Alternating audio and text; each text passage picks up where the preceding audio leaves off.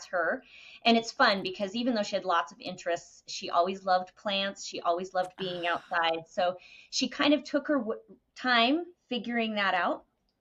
She started at one school that was a little bit easier to get into and then transferred into probably one of the most prestigious schools in the state of Utah.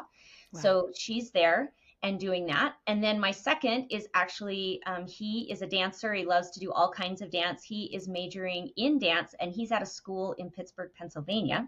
So Wow. he's across the country.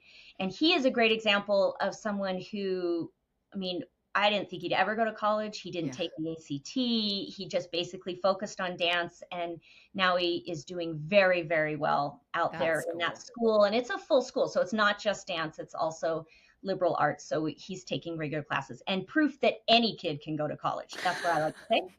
Um, any kid can go to college if they want to. And then the third is at school doing illustration. So she is majoring in illustration. And my last who is just in the process of applying, he is currently saying he'll do game design, but we'll see. He will probably end up somewhere else because things tend to change as they're there. So all over the map. Um, yeah, it's fun to go from being in charge of a curriculum and in charge of an education to kind of watching them really embrace their own choices, Oh, I love go that. their own routes. That's so cool. Thank you. Thank you for sharing that. Let's talk a little bit about, because you are a writing teacher, and you're the director of English at the Independent Education Program.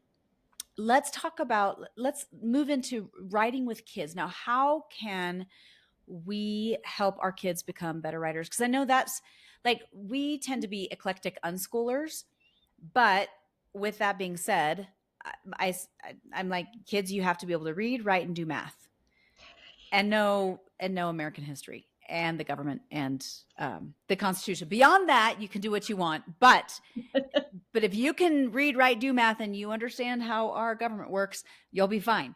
So let's dive into, like, how do we become better at helping our kids with writing?